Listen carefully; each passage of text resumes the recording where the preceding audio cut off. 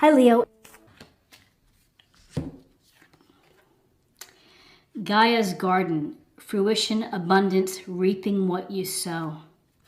And I think that is a wonderful card to begin for the week and for our mind, because recognizing that you have abundance, and maybe you don't have a lot of things, and maybe you don't have the quote unquote things that you want in life, but when you have your health and when you have people and friends and family that love you and are supportive, then you have abundance. And recognizing that, I think, is a great step. It's to be grateful for what you have. And there's always the potential of meeting new people and to bringing them into your life. And so this, to me, this goes to, your garden is full of the goodness that you create and the goodness of reaping what you sow. When you treat people with kindness, when you treat people with compassion and empathy, then coming back to you are, good things in life and happiness and that emotional abundance as well. I think that what you reap what you sow. It's so funny that this came up because that was something that I said last night to a friend of mine in a discussion. So, what you put into life, your effort, your energies, the way that you treat people, that karma has its way of doing its thing. And so, truer words could not be spoken, which is you reap what you sow. You get out of life what you put into it. And being loving, being kind, being empathetic, being aware, not only aware of your own self, but being aware of others, is a beautiful thing to think about and to be mindful of. And fruition. When you are able to complete your projects, whether they're passion projects, whether it's your work, it gives you a sense of fulfillment and of accomplishment. And those are powerful emotions. And those are emotions that help lift your spirits. So, fruition, bringing things to fruition,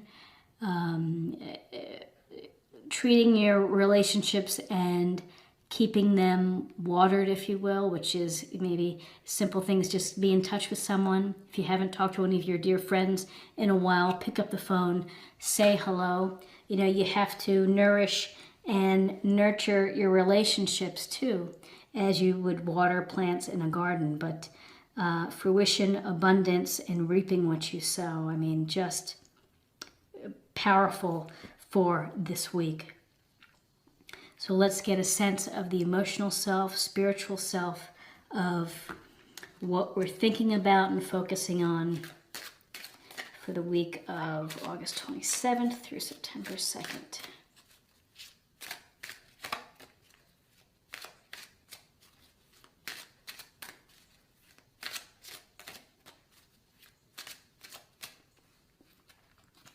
I'll pick from the top.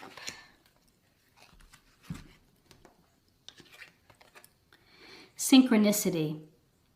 Are you noticing the signs of synchronicity that the spirit world has been sending to you at this time? People and situations in your life are not just appearing by coincidence. In reality, they are being guided to you from the spirit world to help you for a specific reason. Let's see if I can get that focused. Synchronicity. So what a powerful message within this, that yes, people appear in your life for a purpose, for a reason. Whether they become lovers, whether they become best friends, whether they are co-workers, every step of this puzzle of life, and every piece has a place where it belongs. And so if it's someone who comes in your life and say, for example, it was a relationship that did not last and that had a tough ending and that you were hurt from it. Well, it is an experience, and it's when we have these experiences of hurt or happiness or whatever they may be, it helps us to grow, and it helps us to expand our consciousness and to expand our hearts and our souls. And so, this is a powerful card because synchronicity, it's behind the scenes of the universe doing its work of bringing people together, of events and occurrences that happen that may force you to change how you live or what you need to do. And so, the synchronicity, it is fascinating to think about the people that are in your life or the places that you end up living. And you're thinking, wow, how did I end up here? But there's perhaps a greater design that is going on that leads you to the path that you take. And again, it's how you handle the path that guides the reaping what you sow sentiment. So let's take a look at the body and what can we focus on for the week 27th through September 2nd.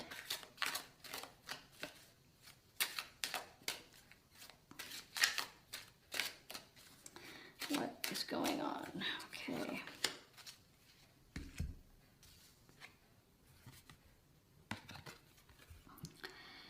Thank you for dear Jesus, thank you for your divine healing power and presence. And it doesn't have to be Jesus. It can be whatever angel or God that you pray to, your choice of the deity. And the divine healer is that, when you are praying to someone and meditating and having faith, faith restores hope. And so whoever it is for you, to pray and to meditate on those things and to be grateful for the abundance in your life and for the people in your life is restorative. And again, it goes to the heart of the matter, which is having hope for life and optimism in life. And it kind of gives your body a break. That if you can sit in calmness and just reflect and to pray, to think deeply and reflectively, then your body is listening to these messages and to your heart messages as well. So whoever you are, however you define your experience with divine healing and who you would do that to is to, ask for help if you need help and if you need healing. It will come to you in some form or another. And now let's get a sense of the theme of the week, and we'll see how it ties into this and what overarching ideas can we contemplate or think about for August 27th through September 2nd.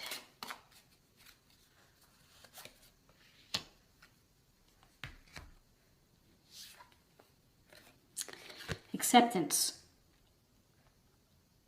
Let's see if I can get that. So acceptance,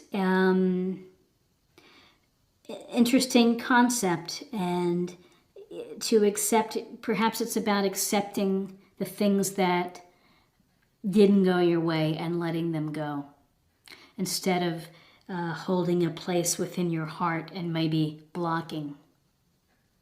Acceptance is accepting the love and the light and the joy that living brings. It's accepting that you can't change your parents. You have to accept them for what they are. Doesn't mean that they may be in your life, but There are certain things that we can't change, and there are things that we can change.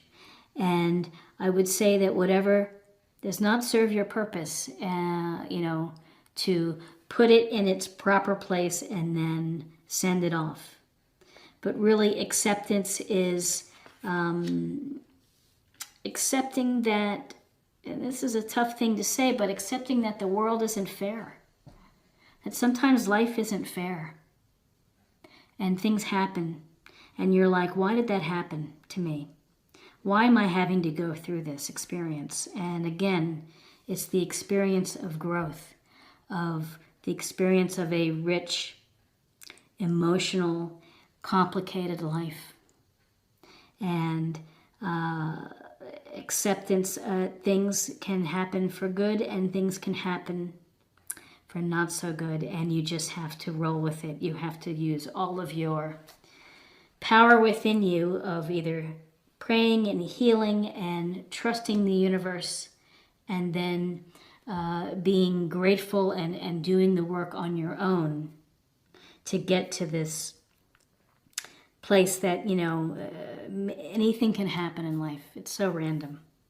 But that's an interesting thing to think about, is acceptance. And I'll perhaps reflect a little bit more and maybe supplement next week. So, and finally, let's take a look at a practice area for the week. Something to hone in on and to meditate on or to do.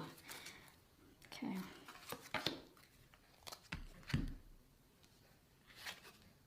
Oh. Dun, dun, dun.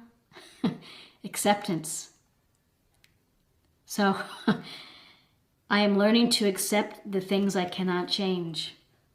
Well, I think the synchronicity of the spirit and the world is giving a message in this reading, which is it's about acceptance.